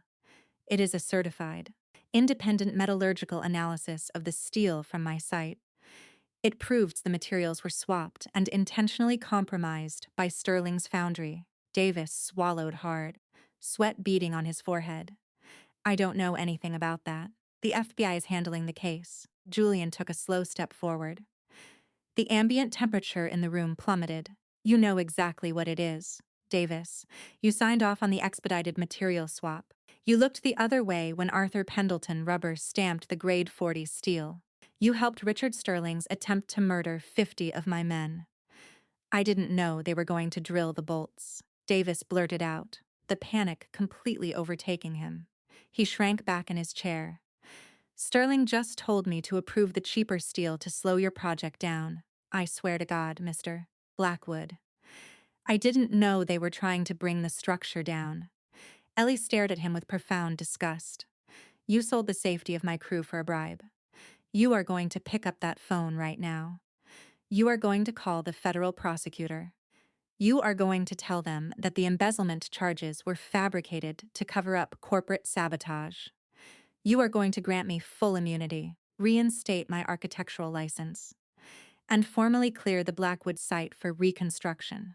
And if I refuse," Davis whispered, his hands shaking. "If you refuse," Julian said, his voice dropping to a lethal, vibrating hum, "I will not let my lawyers handle it. I will handle it personally. And you will wish you had gone to federal prison." Davis picked up the phone. By noon, the federal warrants against Ellie were quietly voided. Her license was reinstated. The truth had become an impenetrable shield. But across the city, that same truth was tearing a rival empire apart. Preston Hayes paced the floor of Richard Sterling's immaculate executive office. He was a mess. His expensive suit was wrinkled, his blonde hair was unkempt, and his eyes were wide with a frantic, hunted paranoia. Richard Sterling sat behind his desk. He was perfectly calm. He was reviewing a leather-bound folder. He did not look at Preston. "The inspector flipped," Preston said, his voice cracking. "Davis called the feds. He told them about the foundry. He told them about the material swap. Richard, they have a lab report from Boston. They know about the drilled bolts. They are going to trace the sabotage crew back to me." "They will," Richard agreed smoothly. He closed the folder. He finally looked up at his son-in-law. There was no anger in the older man's eyes. There was only the cold, sterile calculation of a CEO cutting a loss. "You were supposed to make the structure fail naturally. Preston, you were supposed to let the grade 40 steel warp under the weight of the cranes over a period of weeks. Drilling the primary anchors was an act of absolute, moronic desperation. I had to accelerate the timeline." Preston pleaded, slamming his hands on the desk. Ellie was moving too fast. Blackwood was moving too fast. "I did it for the company." "You did it, Because your fragile ego could not handle watching your ex-fiancé build a taller building than you, Richard said. The absolute disdain in his voice was a physical blow. The heavy oak doors of the office opened. Savannah Sterling walked in. She wore a pristine designer trench coat, carrying a small leather clutch. She looked at Preston like he was a stain on the carpet. Savannah, thank God. Preston gasped, moving toward her. You have to talk to your father. We need the corporate lawyers. We need to spin this. Savannah stepped back, avoiding his touch. She reached into her clutch. She pulled out the massive, gaudy diamond engagement ring Preston had given her. She didn't hand it to him. She dropped it on the floor. It bounced against the hardwood with a hollow, pathetic sound. I am filing for divorce, Preston, Savannah said. Her voice was bored, completely devoid of empathy. My father's legal team has already drafted the papers. The prenuptial agreement leaves you with absolutely nothing. You are a liability. I do not stay married to liabilities. Preston froze. He looked from Savannah to Richard. He saw the cold, impenetrable wall of their immense wealth. They were cutting him loose. They were going to feed him to the federal prosecutors to protect the Sterling Empire. He had betrayed the only woman who had ever truly loved him, all to join a family that viewed him as disposable garbage. You can't do this, Preston whispered, his chest heaving. I have nothing. You have a federal indictment waiting for you, Richard said, pressing a button on his intercom. Security will escort you out of the building. Do not attempt to contact my daughter again. Preston was shoved out into the cold streets of the financial district. He had no job. He had no wife. His bank accounts were frozen by the impending federal investigation. He was a man utterly stripped of his identity. He walked aimlessly for hours as the sun set, his mind descending into a dark, psychotic spiral. Ellie had done this. Ellie and Blackwood. They had taken everything from him. If he could not win the game, he was going to burn the entire board to the ground. Late that night, Ellie was working alone in the temporary wooden site office. The structure had survived the collapse, sitting just outside the blast radius on the edge of the mud-soaked property. She was organizing the hard copies of her master blueprints and the original lab reports. The heater hummed in the corner. The silence of the abandoned site was heavy and absolute. Julian was at a syndicate meeting across town, finalizing the logistics for the massive cleanup effort that would begin tomorrow. Ellie rolled up a schematic, placing it into a thick protective tube. She felt a profound sense of exhaustion, but also a deep, anchoring peace. She had survived the worst. She had won. Then she smelled it. It was sharp, acidic, the unmistakable, highly volatile scent of industrial gasoline. Ellie frowned. She stood up from the drafting table. Silas, she called out, assuming the security guards were refueling a generator outside. There was no answer. The smell grew instantly stronger, overpowering the scent of coffee and paper in the small room. A shadow blocked the ambient light coming from beneath the heavy wooden door of the trailer. Ellie's heart slammed against her ribs. She moved quickly toward the door. She grabbed the metal handle and pushed. It didn't move. She shoved harder, throwing her shoulder against the wood. The door rattled, but it was completely jammed from the outside. Someone had wedged a heavy steel pipe through the exterior handles. Before she could scream for help, a bright, blinding flash of orange light erupted outside the frosted glass window. The heat hit the thin walls of the trailer an instant later. The fire had been lit. Hell is not a place you go when you die. Hell is a highly specific sequence of events designed to break the human soul, executed by the people you once trusted. The fire caught with terrifying, explosive speed. The exterior of the wooden site trailer had been completely doused in gasoline. Within seconds, flames were licking up the sides of the structure, casting frantic, dancing shadows across Ellie's blueprints, thick, black. Acrid smoke began pouring through the vents and the cracks beneath the jammed door. Ellie backed away from the door, coughing as the toxic smoke hit her lungs. The heat inside the small room was skyrocketing. The panic threatened to paralyze her. a primal screaming instinct that demanded she thrash blindly against the walls. She forced the panic down. She was an architect. She understood load-bearing materials. She understood structural weaknesses. She looked around the room. The door was reinforced solid core wood, jammed with steel. She couldn't break it. The walls were corrugated metal over cheap plywood insulation. It would take too long to kick through, and the metal was already superheating. She looked at the frosted glass window above her drafting table. It was double-pane safety glass, designed to resist impact. Ellie grabbed her heavy steel flashlight from her desk. She didn't swing wildly at the center of the glass. Safety glass would just spiderweb and absorb the blow. She aimed for the bottom right corner, exactly where the glass met the aluminum framing, the point of maximum tension. She swung the heavy steel cylinder with every ounce of strength she had. Crack, the corner of the pane shattered. The structural integrity of the entire sheet failed. Ellie swung again, and the entire window blew outward in a shower of glittering shards. She didn't hesitate.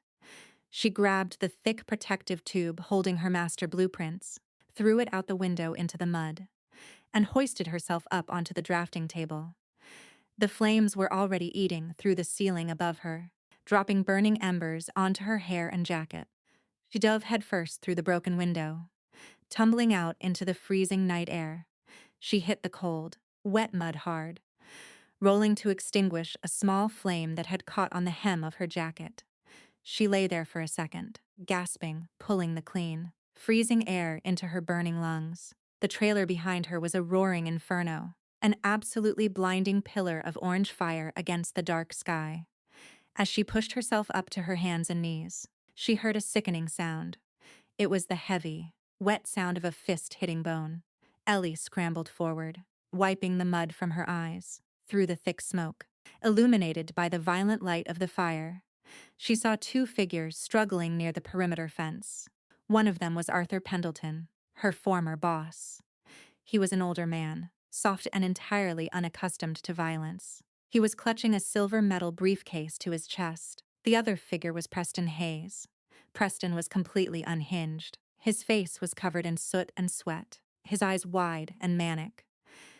He ripped the metal briefcase from Arthur's grasp and delivered a brutal, merciless kick to the older man's ribs. Arthur collapsed into the mud with a pained, wet gasp curling into a ball. "Arthur," Ellie screamed, her voice hoarse from the smoke. Preston snapped his head toward her. He saw her kneeling in the mud, alive and out of the burning trailer, his face twisted into a mask of pure, irrational hatred. He dropped the briefcase and began walking slowly toward her, miles away. The second strike was landing. Julian's armored SUV was tearing down the highway toward the construction site. Silas was driving, his knuckles white on the steering wheel. Julian was in the back, his phone pressed to his ear. The security alarms at the site had triggered on his network, showing a massive thermal event. "Drive faster," Julian commanded, his voice a low, terrifying growl. The thought of Ellie trapped in a fire was tearing his absolute control to shreds. "Sir," Silas said sharply, his eyes darting to the rearview mirror. Suddenly, four massive, black, unmarked SUVs swerved into their lane. They didn't use sirens. They executed a flawless, aggressive tactical pit maneuver. Two vehicles boxed Sis in from the front, slamming on their brakes, while the other two pinned the armored car from the sides and rear. Silas slammed on the brakes, the heavy armored vehicle skidding violently to a halt. He reached for his weapon instantly. "Hold," Julian ordered. His tactical mind overrode the panic. The doors of the unmarked SUVs flew open. A dozen men in tactical gear poured out, leveling heavy assault rifles directly at the windows of Julian's car. They wore the gold badges of a federal strike force. Richard Sterling's final, desperate play. Sterling knew he was going down, but he had used the last of his immense political capital to order a retaliatory strike. A federal commander stepped up to the reinforced window. He held a megaphone. "Julian Blackwood, this is a federal strike force. Cut the engine and step out of the vehicle with your hands raised. We hold a federal warrant for your arrest under the Racketeer Influenced and Corrupt Organizations Act. If we shoot our way out, We delay getting to Ellie, Julian said coldly to Silas. His eyes were completely dead. Locking onto the federal commander. Stand down. I will surrender. You take the ghost protocols. Evade the perimeter. And get to the site. If Preston touches her, Silas, you do not wait for the police. You end him. Yes, sir, Silas rumbled, sliding his weapon back into its concealed holster. Julian stepped out of the armored car into the blinding glare of the tactical lights. The federal agents immediately swarmed him, slamming him roughly against the side of the vehicle. They ripped his arms behind his back, securing heavy steel cuffs around his wrists. Julian did not resist. He let them read him his rights. He let them push him toward their transport vehicle. He simply stared into the darkness, knowing that his empire meant absolutely nothing if the woman he loved was burning. Back at the construction site, the third strike was underway. Ellie scrambled over to Arthur. The older man was coughing up blood, his face bruised and swollen. I'm sorry, Eleanor, Arthur wheezed, clutching his ribs. I brought the backups, the original digital files. Sterling made me delete them. I kept a copy. I wanted to fix it. You did good, Arthur. Just stay down, Ellie whispered, shielding him with her body as Preston loomed over them. The fire from the trailer cast massive, violent shadows across Preston's face. He looked down at Ellie. The smug, arrogant finance manager from the gala was gone. He was nothing but a pathetic, violent shell. You ruined my life, Preston hissed, his chest heaving. He reached into his coat and pulled out a heavy steel wrench he had taken from the construction equipment. I had everything. I had the Sterling name. I had the money. You couldn't just stay down, could you, Ellie? You had to pretend you were better than me. You had to let that mafia trash parade you around like a trophy. Ellie did not cower. She was covered in mud, soot, and small cuts from the glass. Her lungs burned. Her project was in ashes. But she looked up at the man who had broken her heart, and she felt absolutely no fear. She only felt a profound, untouchable strength. She stood up. She placed herself squarely between the wrench and the bleeding older man on the ground. You did this to yourself, Preston, Ellie said. Her voice was steady, cutting through the crackle of the flames. You built your life on lies. You built it by stepping on other people. You used Savannah. You used Arthur. You tried to use me. Preston raised the wrench, stepping closer. And now you have nothing. Your office is gone. Your precious blueprints are burning. Blackwood isn't coming for you. You are completely alone. Ellie stared directly into his manic eyes. She didn't flinch. You can burn my buildings, Preston, Ellie said. Her words were absolute iron, ringing with the profound, unyielding truth of a woman who knew exactly who she was. You can forge your documents. You can cage the man I love. But you cannot extinguish my humanity. You cannot take my mind. I am an architect. If you burn it down, I will just build it again. You are nothing but the dirt I pour my foundation on. Preston let out a scream of pure, irrational rage. He swung the heavy steel wrench downward, aiming directly for her head. The shot rang out like a thunderclap. The heavy caliber bullet didn't hit Preston. It struck the steel wrench mid-swing, shattering the metal with a deafening crack. The kinetic force violently ripped the weapon from Preston's hands, sending him spinning backward into the mud with a shocked, terrified shriek. Ellie turned her head. Silas stepped out of the thick, black smoke. He looked like a grim reaper. He moved with terrifying, completely silent speed. He racked the slide of his heavy, suppressed pistol, ejecting the spent casing. The brass shell hit the mud with a soft hiss.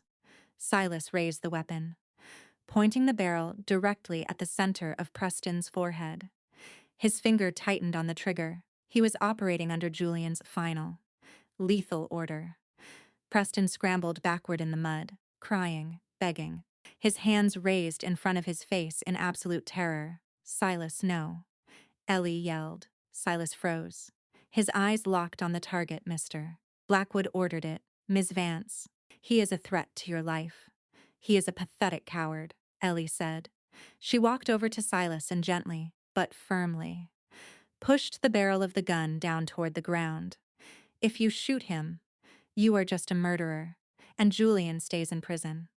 We do not operate like Richard Sterling. We do not execute our problems in the dark. Ellie looked down at Preston.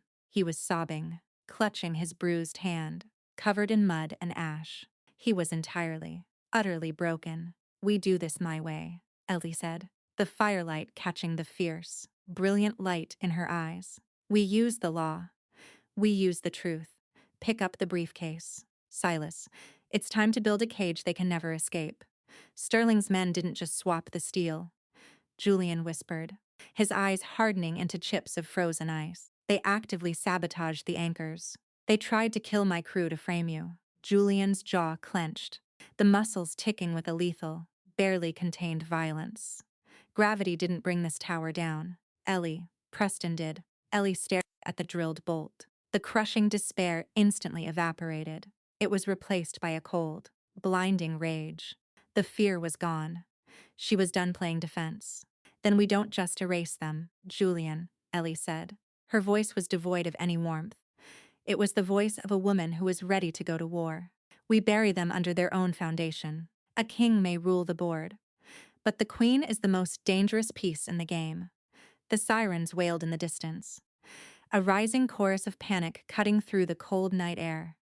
The fire from the sight trailer painted the mud a violent, bruised orange. Ellie stood over Preston Hayes. He was curled in the dirt, weeping uncontrollably. Silas kept his weapon lowered, but his eyes never left the broken man in the mud.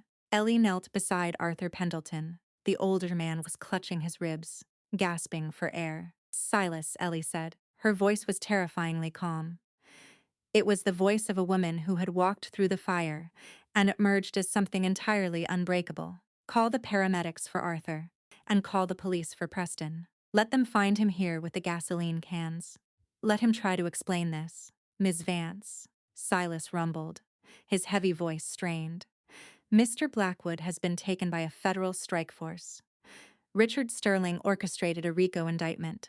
We need to secure you and mobilize the legal team. Ellie stopped. The words hit her like a physical blow. Julian was in federal custody. The man who had shielded her, the man who had handed her an empire, was locked in a cage. Richard Sterling had played his final, desperate hand. He wanted to paralyze her with fear. He wanted her to run. Ellie did not run. She reached down and picked up the silver metal briefcase Arthur had bled to protect. It was heavy. It was covered in mud and ash. We do not need the legal team. Silas, Ellie said. She stood up. Her eyes were chips of absolute ice. Lawyers argue theory. Architects prove facts. Take me to Julian's secure office downtown. The one Sterling doesn't know about. Silas nodded once. He recognized the absolute authority in her tone. He did not question her. They left Preston shivering in the mud for the authorities. Silas drove the secondary SUV through the dark, rain-slicked streets of the financial district. They arrived at an anonymous commercial building. The secure office was on the 30th floor. It was a sterile, windowless room filled with high-end servers and massive digital drafting screens. It was a war room. Ellie set the metal briefcase on the center table. She clicked the latches open. Inside was a single, heavy-duty encrypted hard drive, Arthur's insurance policy. She plugged the drive into the main terminal. The screen flared to life, casting a harsh blue glow across her soot-stained face. She bypassed the basic security protocols using Arthur's master passwords. Thousands of files populated the screen. They were the original, unaltered municipal blueprints and financial ledgers for every project Richard Sterling had commissioned over the last 15 years. What are we looking for? Silas asked. He stood by the door, a silent, lethal sentinel. Sterling is arrogant, Ellie murmured, her eyes scanning the complex geometry of the blueprints. He thinks because he owns the politicians, he doesn't have to follow the laws of physics. People who cut corners in business always cut corners in the foundation. She did not look for deleted emails. She did not look for wire transfers. She looked at load-bearing calculations.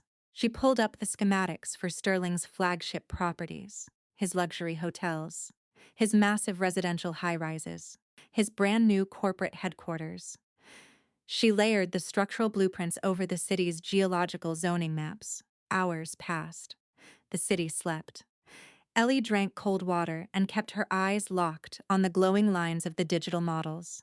Her mind worked with terrifying, beautiful precision. She was hunting for the structural lie.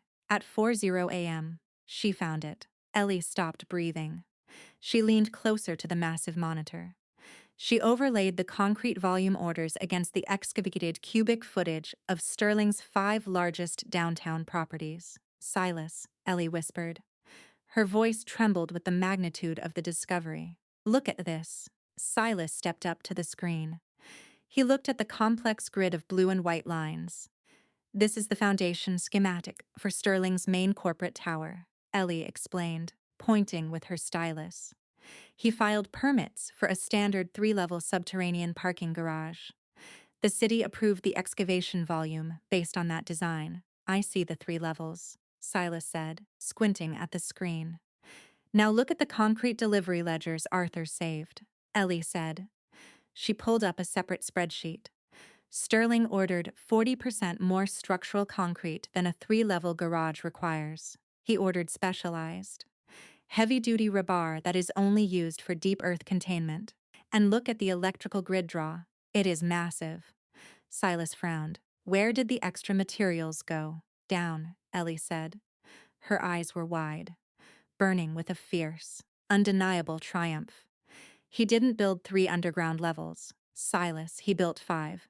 He excavated massive, unpermitted subterranean vaults beneath his buildings. He completely bypassed city structural codes, environmental impact studies, and federal zoning laws. He essentially built untraceable, off-the-grid bunkers directly beneath the financial district. Why would a real estate tycoon need off-the-grid bunkers? Silas asked. His voice dropped. To store undocumented assets, Ellie stated flatly. Cash, illegal ledgers, untaxed gold bullion. You don't build invisible bank vaults unless you are running a massive, illegal laundering operation. And I have the mathematical proof that they exist. Gravity and concrete do not lie. Ellie did not stop there. She cross-referenced the illegal basement dimensions with the structural integrity of the towers above them. The math was devastating. By hollowing out the earth beneath the approved foundations, Sterling had severely compromised the load-bearing capacity of his own buildings. His entire empire was sitting on a catastrophic sinkhole. By sunrise, Ellie had compiled a massive, irrefutable dossier. It was not a theory. It was a geometric certainty. She showered in the office's small bathroom. She washed the soot and the ash from her skin. She put on a sharp, pristine white suit Silas had procured for her. She pulled her hair back into a severe, elegant knot. She looked at herself in the mirror. She was no longer the victim crying in the rain. She was the architect of Richard Sterling's destruction. At 9:00 a.m., the massive oak doors of the federal courthouse swung open. Ellie walked down the marble corridor. She carried a thick leather portfolio. Silas walked 2 steps behind her. The press was swarming the lobby, shouting questions about Julian Blackwood's sudden midnight arrest. Ellie ignored them. She walked with absolute, terrifying purpose. She bypassed the standard clerks. She used Julian's highest-level legal contacts to secure an immediate, emergency meeting with the chief federal prosecutor. The prosecutor was a hard-lined woman in her 50s. She looked exhausted. She sat behind a desk piled high with the fabricated RICO files Richard Sterling had provided to arrest Julian. Mrs. Vance, the prosecutor said, her tone sharp. You are heavily associated with a man currently sitting in a federal holding cell. I highly advise you to leave this building. I am here to dismantle the case against him, Ellie said smoothly. She did not sit down. She opened her leather portfolio. She dropped a heavy stack of architectural schematics and concrete ledgers directly onto the prosecutor's desk. What is this? The prosecutor sighed. This is the exact mathematical location of Richard Sterling's illegal laundering vaults, Ellie said. Her voice was crystal clear. It echoed in the quiet office. He built 5 unpermitted subterranean levels beneath his flagship properties. He compromised the structural integrity of inhabited civilian buildings to hide undocumented assets. If you send a tactical team to the sub-basement of the Sterling corporate tower and breach the south wall, you will find the physical proof of his racketeering. The prosecutor stared at the blueprints. She recognized the undeniable detail of the schematics. "How did you get this?" "I am an architect," Ellie said softly. "I know how to read the foundation." Richard Sterling fabricated the charges against Julian Blackwood to distract you from his own collapsing empire. Breach that wall, Madame Prosecutor. If I am wrong, you can arrest me. But if I am right, you release Julian immediately. The prosecutor looked at Ellie's unwavering gaze. She picked up her phone. "Get me the director of the FBI. We need a breach team at the Sterling building, right now." 4 hours later, the news networks erupted. Federal agents breached the hidden walls of the Sterling basement. They found tens of millions in undocumented cash, illegal servers, and the true, unfalsified ledgers of his corrupt empire. Richard Sterling was arrested in his penthouse in handcuffs. His assets were instantly frozen. The fabricated RICO case against Julian collapsed entirely. Ellie stood outside the heavy iron gates of the federal penitentiary.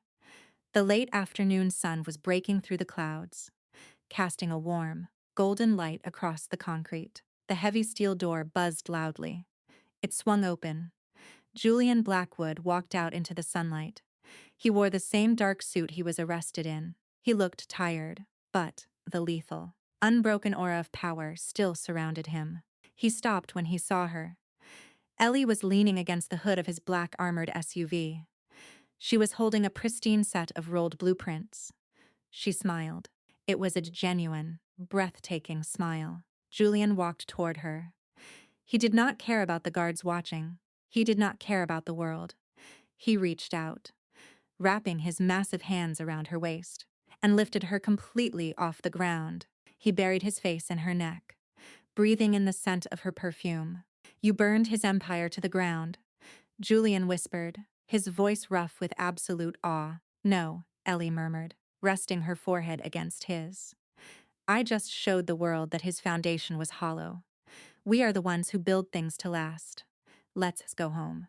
Some men want to lock you in a tower. They want to keep you safe, small, and entirely dependent on their power.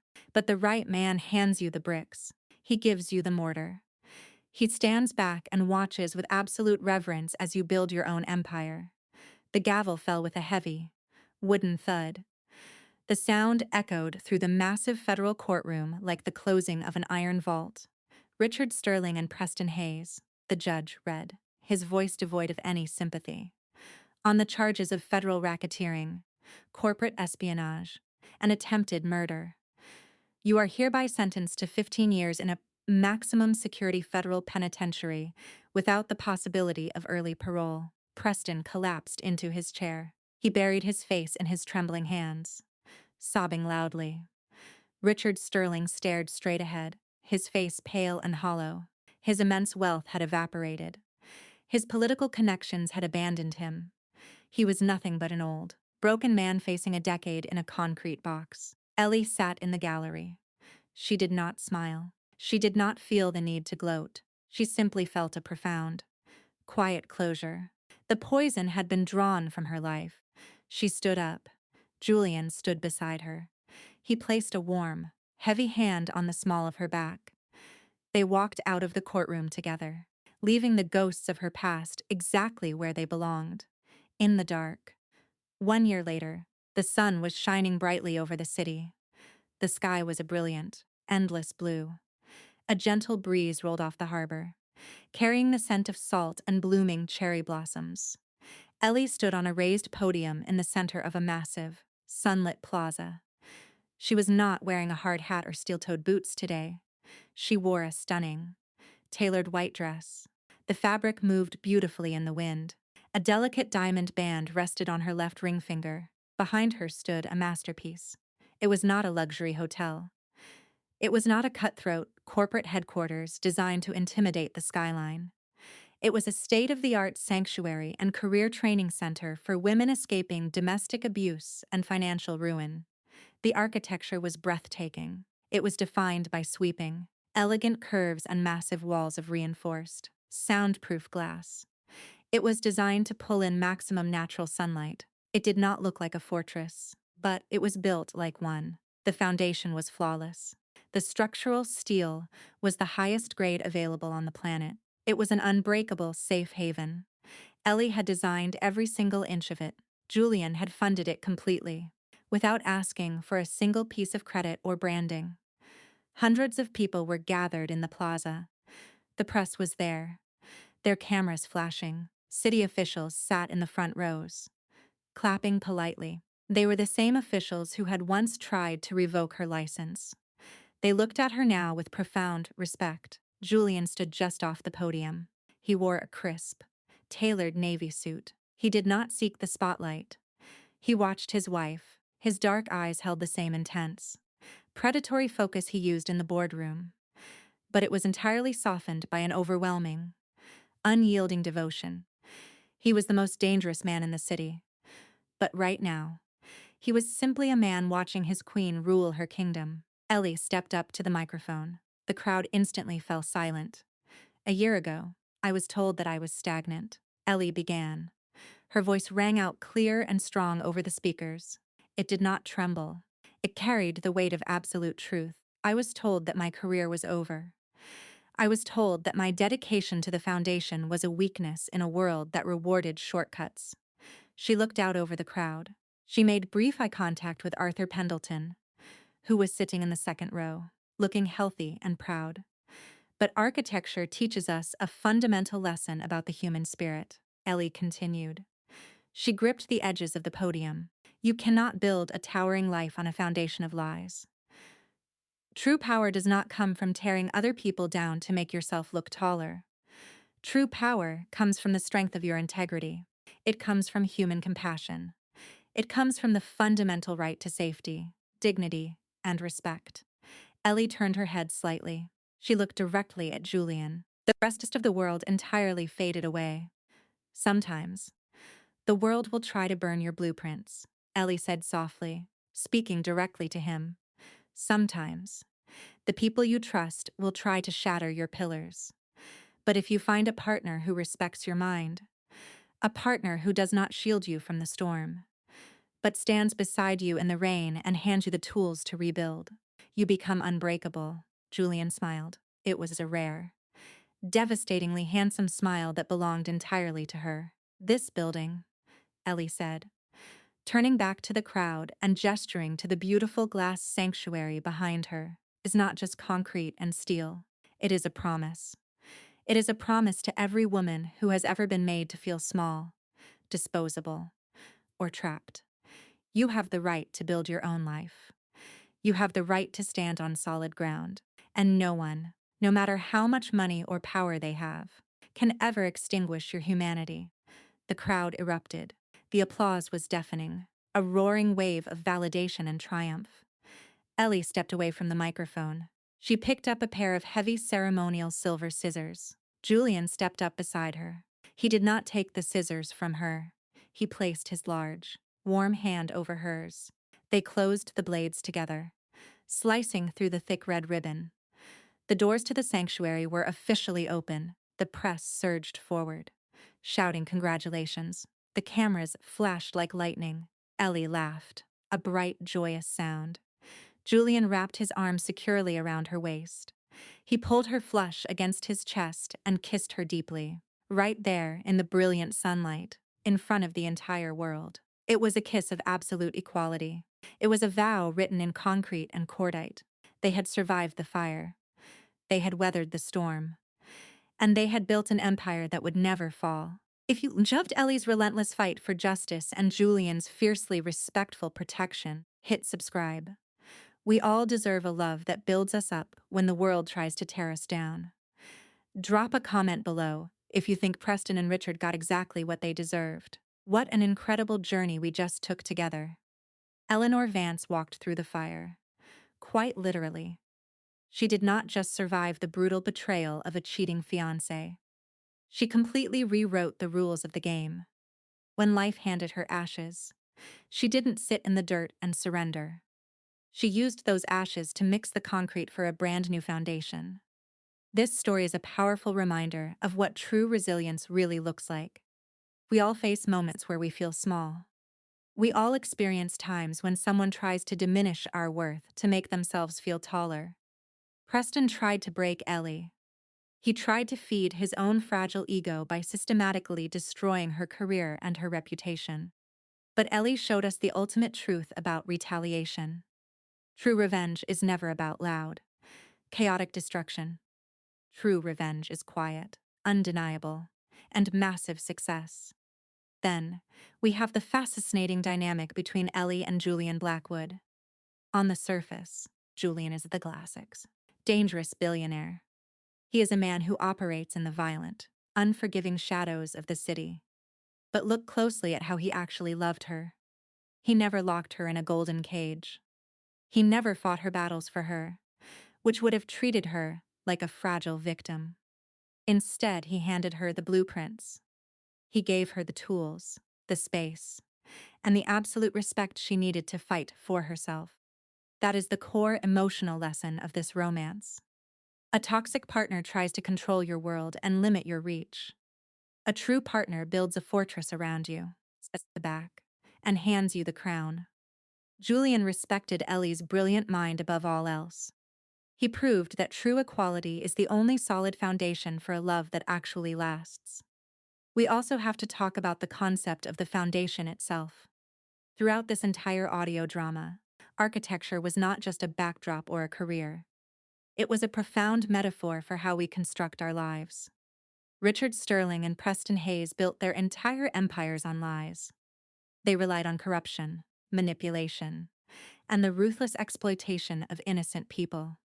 They hollowed out the ground beneath their own feet to hide their darkness. And just like a massive skyscraper built with compromised steel, a life built on deceit will always eventually collapse under its own crushing weight. Gravity is unforgiving, and so is the truth. Ellie refused to cut corners. She refused to compromise her professional or moral integrity, even when holding on to it cost her everything she had worked for. In the end, that unwavering commitment to the truth was the absolute shield that saved her life and cleared her name.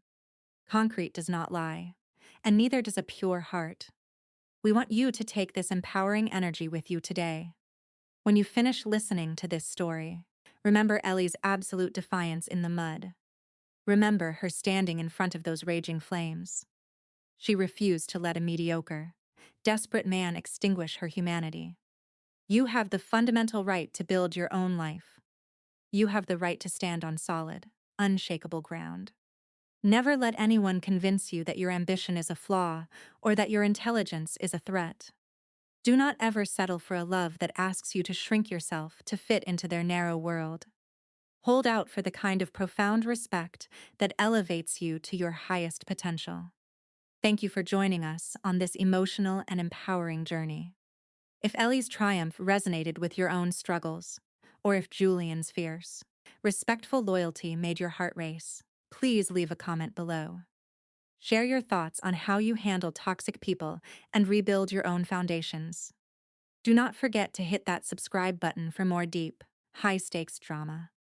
This content is manually researched, built, and edited by us to bring meaning and lessons.